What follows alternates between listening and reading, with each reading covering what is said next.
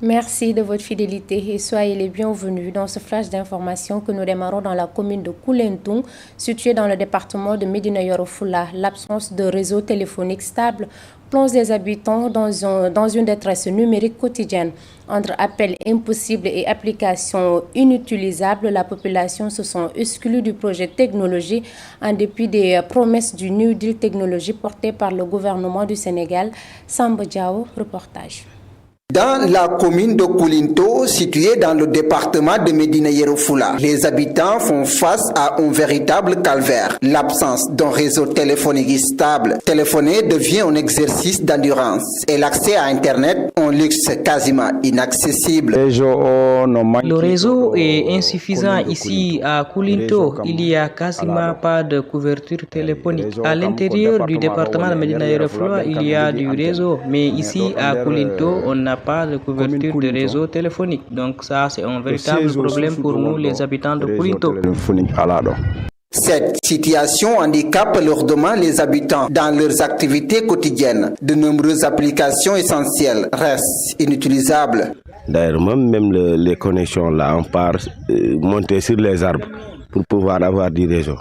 Mais on se déplace en allant vers Saré Sawadi, en prenant des motos pour aller chercher du réseau là-bas. Quand on veut envoyer du web ou bien du Orange Money, on part à Kolda. S'il n'y en a pas de réseau. Dans ce contexte d'isolement numérique, un sentiment d'abandon s'installe progressivement. C'est une question d'ignorance. On a ignoré le département. Plus particulièrement le département de Médina Yoro Foulah. Nous comptons avoir resté dans notre pays que le Sénégal. D'ailleurs même, nous on ne croit pas si on est dans le Sénégal, si on est du département du Sénégal.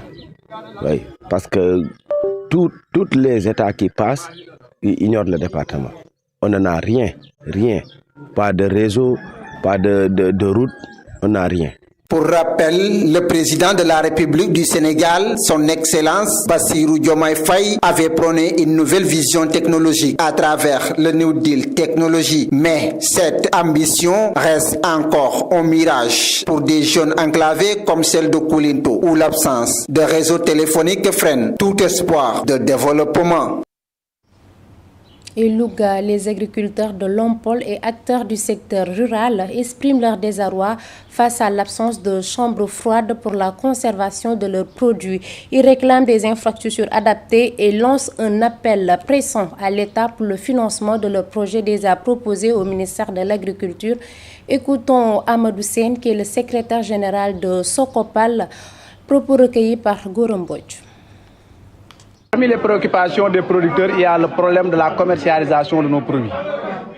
Aujourd'hui, nous produisons en grande quantité.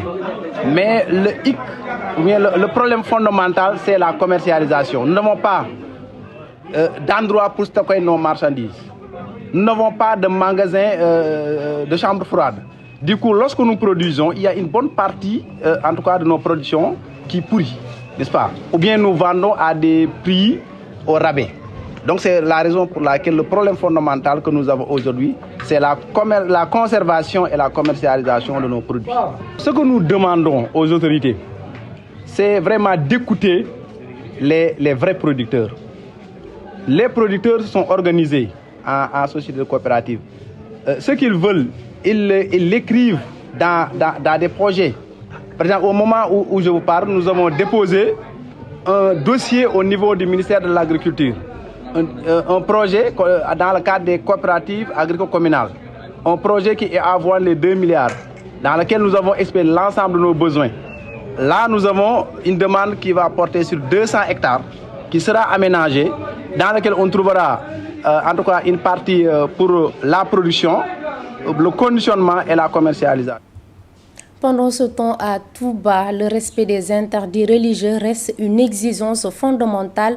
Dans cette dynamique, une rencontre stratégique a réuni l'association des transporteurs urbains et celle de Samwormay Touba afin de renforcer le contrôle, notamment dans les garages. Sur instruction du marabout, 10 personnes ont été mobilisées, à assurer le respect strict des mesures en vigueur. Falundong.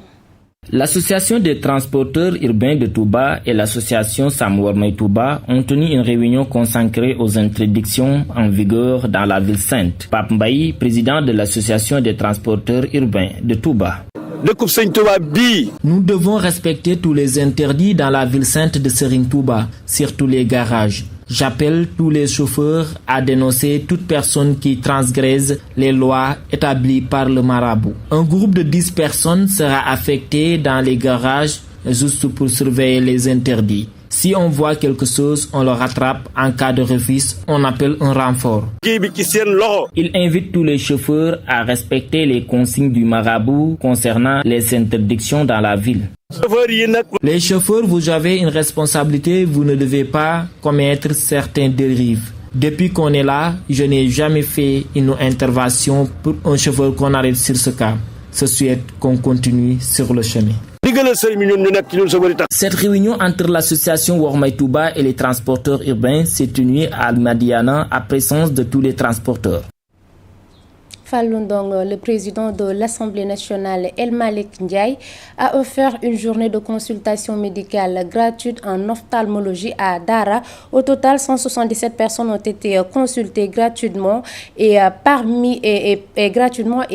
35 parmi elles, dont leur cataracte est arrivée à maturation, seront opérées dans un délai proche. Cette activité sociale a été appréciée à sa juste valeur par les bénéficiaires. Mamadou Tchan nous en dit plus. Avec l'appui du président de l'Assemblée nationale, El Malick Ndiaye, une journée de consultation médicale gratuite en ophtalmologie a été organisée à Dara. Au total, 170 personnes ont été consultées gratuitement. Bachir Niang est le coordinateur de l'équipe médicale. On vient de terminer la consultation aujourd'hui. On a vu 170 personnes avec différentes pathologies ophtalmologiques. Toute personne qui a plus de 60 ans va sûrement avoir la cataracte. Ensuite, il y a aussi la chaleur.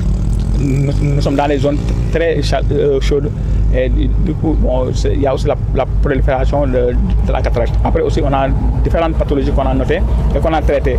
Ensuite, à noter aussi que les médicaments étaient gratuits. L'équipe médicale promet de revenir à Dara dans les tout prochains jours pour opérer gratuitement tous les cas de cataracte arrivés à maturation. Sur les 170 personnes, on a noté 35 personnes qui ont présenté des cataractes opérables, c'est-à-dire des cataractes qui sont arrivées à maturation. Sur les 35 personnes-là, c'est des personnes qui fréquentaient les structures sanitaires, mais qui n'avaient pas les moyens de se faire opérer, parce que l'opération de la cataracte coûte beaucoup d'argent. Maintenant, aujourd'hui, on a déjà listé. Inch'Allah, on va procéder à l'opération aussi gratuite, parce que la consultation ne va pas s'arrêter ici. On va aussi faire la chirurgie de la cataracte gratuite. La semaine prochaine ou la semaine d'après, on va venir prendre les personnes-là, les opérer aussi gratuitement. Les bénéficiaires, visiblement satisfaits, remercient le président de l'Assemblée nationale pour cette activité humanitaire de haute facture. Donc, en tout cas, ça a permis de prendre en charge la santé visuelle de toutes les populations du Djolof et de Dara en particulier. Et on remercie, on ne le cesse de le rappeler, on remercie vivement le président de l'Assemblée nationale en partenariat avec le directeur général de la santé. L'équipe médicale ne s'est pas arrêtée à faire des consultations ophtalmologiques. Elle a remis des paires de lunettes à des patients qui avaient des problèmes de vision. Elle a aussi sensibilisé les patients à fréquenter davantage les structures sanitaires et à éviter la chaleur. Et nous terminons à Saint-Louis. Les voyageurs se réjouissent de la prestation des agences de voyage privées qui commencent à occuper une place importante dans la ville tricentenaire. Elle offre aux voyageurs des services de transport adéquats. Cependant, sans régulation et coordination, ils risquent de fragiliser le transport public classique. Reportage de Sophie Dramé. Ces dernières années, les agences de voyage privées s'installent de plus en plus dans la ville tricentenaire. Leur principal atout est d'offrir aux voyageurs des services de transport adéquats. Si on dit qu'à 14h on prend un départ, 14h s'il y a aucune difficulté, on prend un départ. L'autre chose aussi, c'est le confort tout au long du voyage. Les Saint-Louisiens se réjouissent de la prestation de ces agences de voyage. Bon, j'ai choisi de voyager avec ces genres de transport-là. C'est beaucoup plus confortable et c'est beaucoup aussi fiable. Cependant, ces agences de voyage privés ont largement impacté le transport public classique.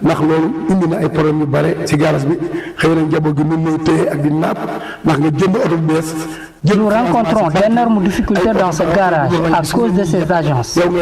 Nous avons fait un prêt bancaire pour acheter des voitures pour le transport. Mais malheureusement, nous pouvons rester ici jusqu'à 5 jours sans travailler. C'est vraiment déplorable.